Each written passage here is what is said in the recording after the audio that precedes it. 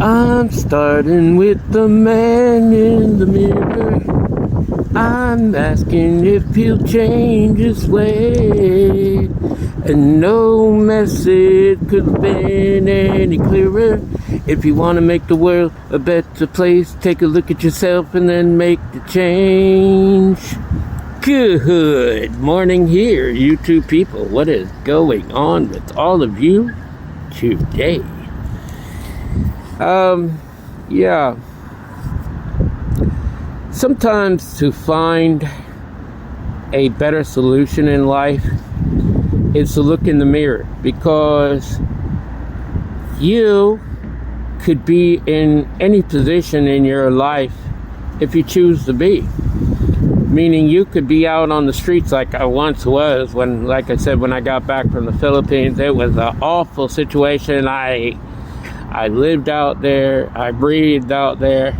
I went to all these churches and got food and general hygiene and clothes and showers and everything else. And for me, it was the worst thing in the world. I just had to get off of the street. I just could not be out there.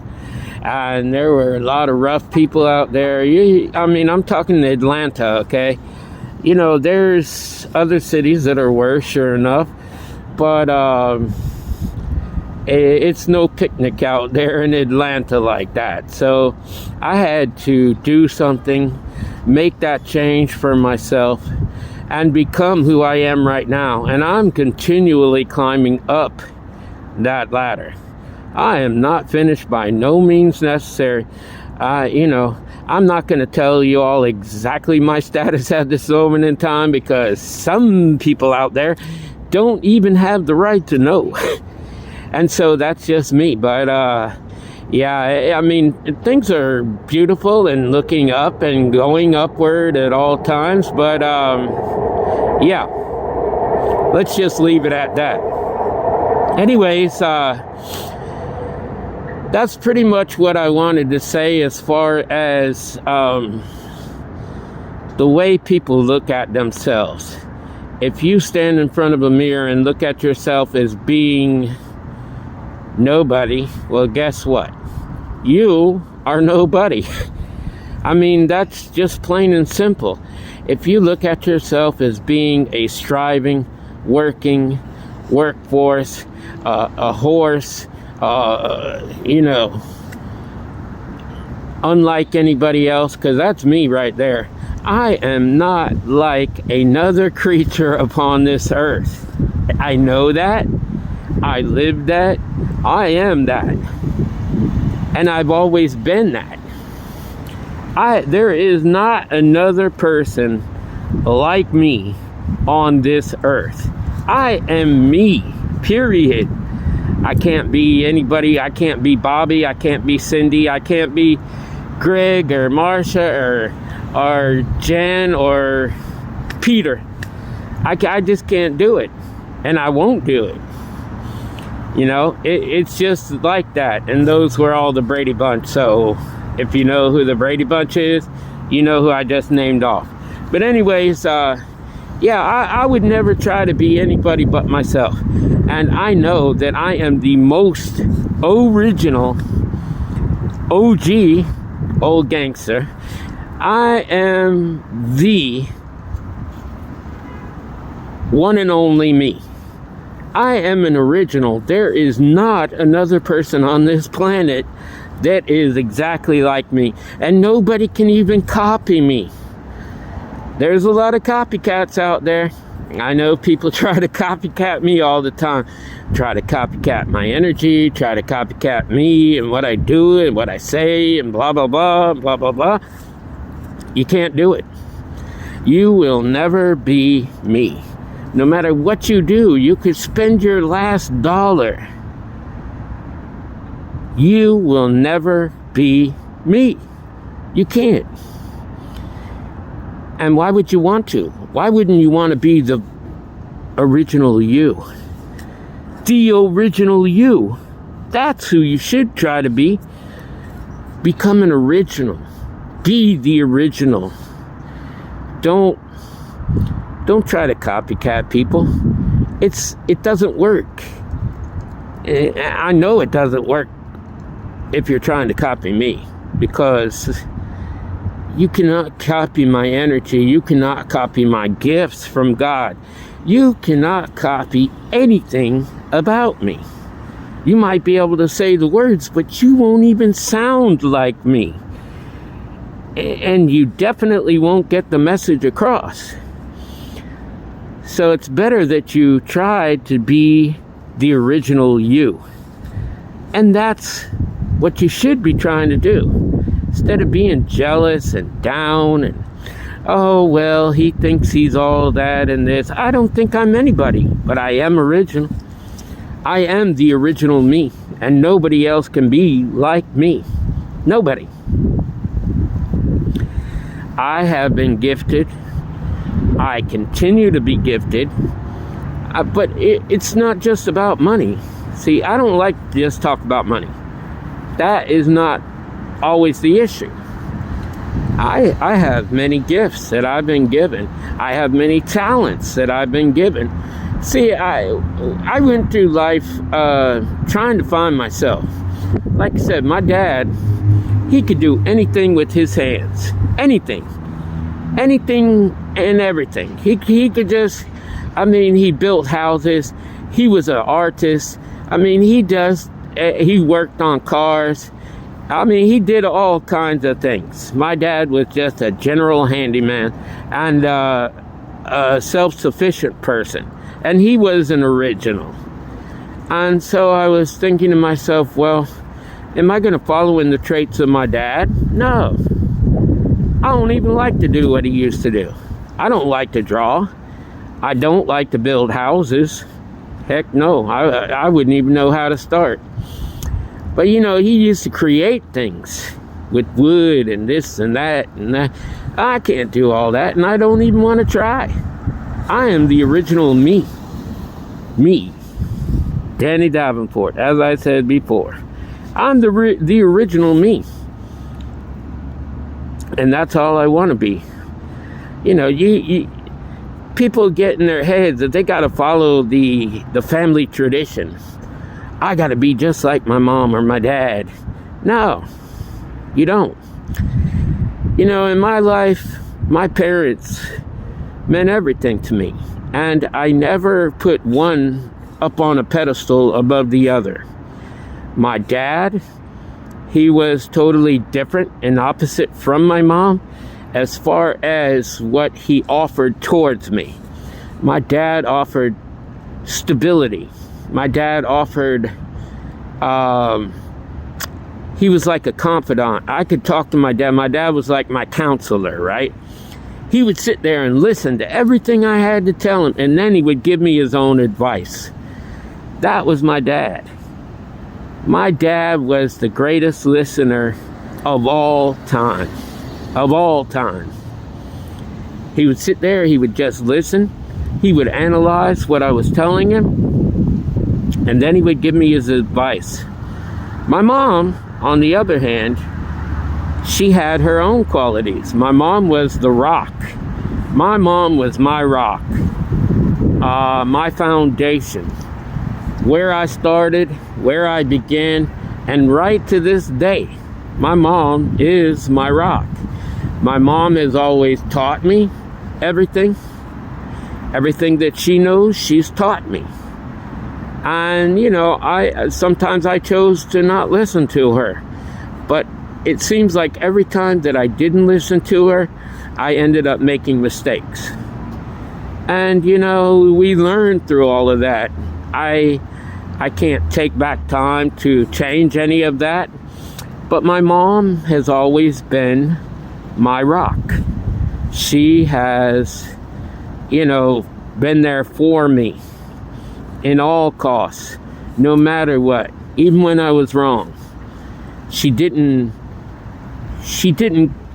candy coat it though. If she knew I was wrong, she didn't try to make everything look good for me. She would scold me. She would tell me what I did wrong, and she would let me sit. Well, like they say, if you make your bed, then you have to lie in it. So I would I would make my bed, and then I would have to lie in it. I would have to think about what it was that I did that was wrong. And, that's pretty much how it worked. But those are the two special parents that I had. Now, my mom's new husband, since my dad passed away in 2009, her new husband is more like her. So I don't have that equal balance like I had before. If I wanted to go to either one of them, I could talk to either one of them, but they would be like talking to the same person, because that is what exists now within my mom's household. Two of the same persons. And I think for that reason, because they are so much alike, that they even seem to butt heads a lot. My mom tells me it makes me laugh. And Mom, if you do listen to this, I'm sorry. I just think that it's funny sometimes. But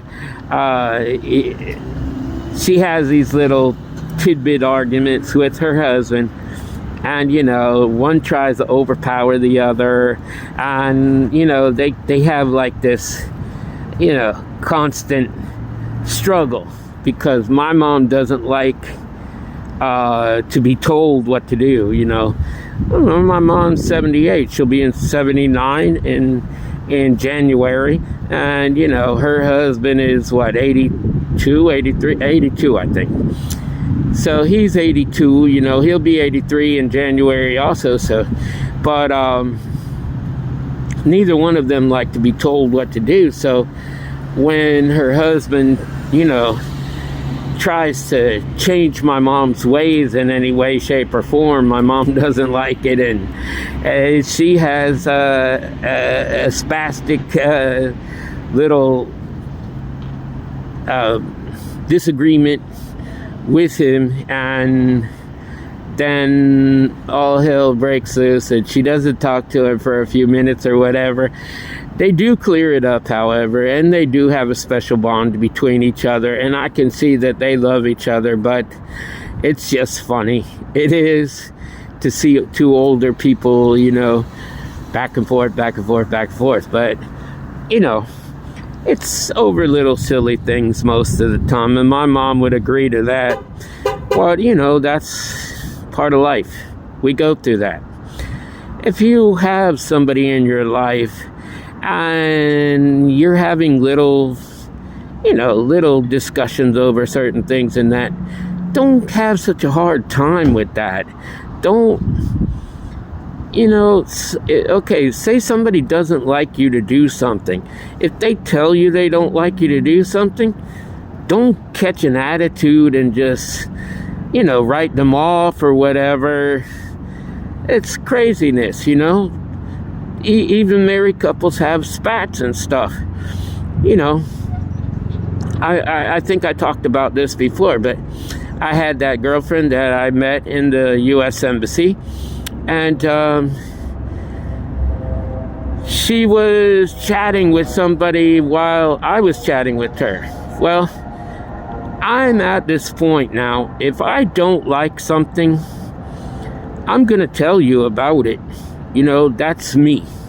I'm going to tell you, look, it doesn't matter if it's a woman or a man to me. It was just the point that she was chatting. She was barely giving me any time at all. And it's already hard to be in a long distance relationship with somebody. And I was getting like 10, 15 minutes a day with her. And then at nighttime, she would never be online to chat with me. And so I was getting like 10 or 15 minutes out of a whole day. And yet she's chatting with other people. I just felt like it was disrespectful to do that. And so, of course, if I'm feeling that way, I'm going to tell whoever I am attached to that, yes, this is a problem for me.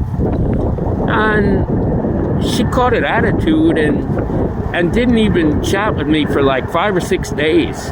And then she came back in, and during that time, she had chatted with somebody that I only knew for like a month's time. And this guy likes to run his mouth about everything. Oh, no, blah, blah, blah, blah, blah, blah. Why will you even go to a person that I barely even know? And I told her I had a problem with that. Well, she said, here we go again. And next thing I know, I'm unfriended on Facebook. No longer is she a part of my life because of two little incidences like that. And she acted like I'm the childish one, but I'm not childish. I just told her how I felt. If you don't like that, see you later. I mean, that's how I am at this point in time. It's craziness, though. Because I felt like I was being disrespected because you are chatting with somebody else while I'm chatting with you. Because if that was me, I give people all the respect in the world.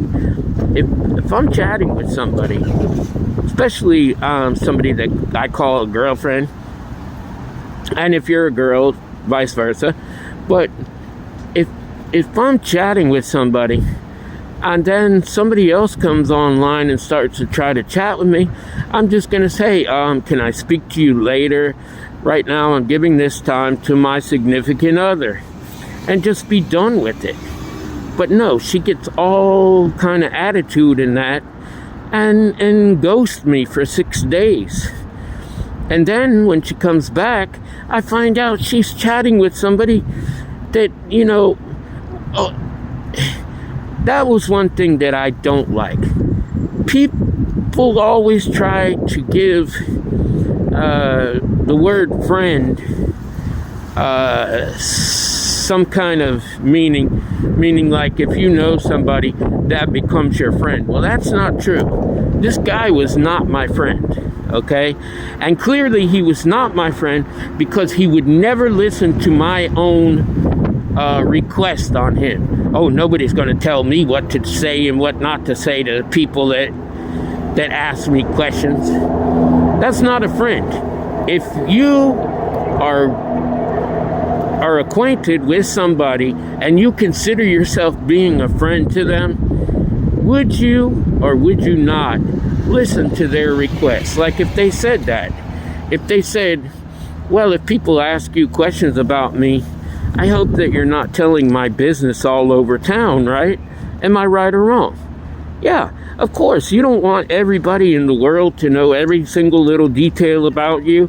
Oh, well, today he wore green pants and a black shirt, and he had black shoes on and white socks and blah, blah, blah, blah, blah, blah, blah. No, it doesn't work that way.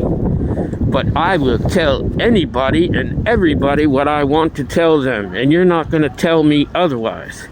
What kind of person does that? Not your friend. Your friend is your friend. Your friend will keep things from other people, or if you request them to say something to another person, they will. But just, underminingly, just, oh, well, you're not going to tell me what I can tell and what I can't tell the people. Well, then you're not my friend.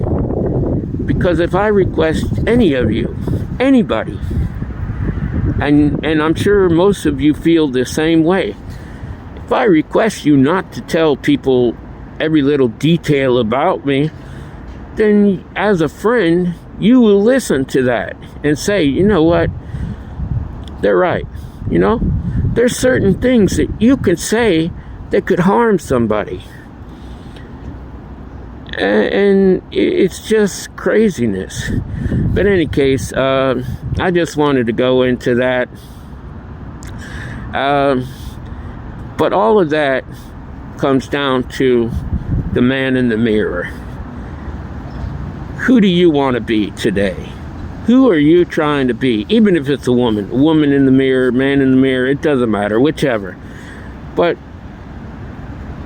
it all comes down to that. Who do you want to be?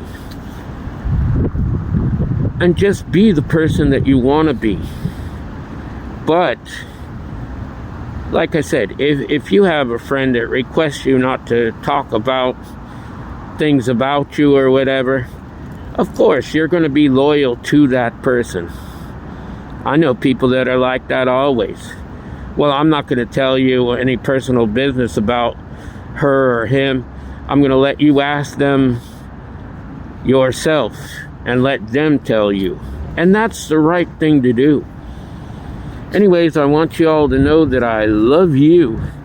Love yourself. Love God. And by all means, love each other, people. Until the next time, love, peace, and soul.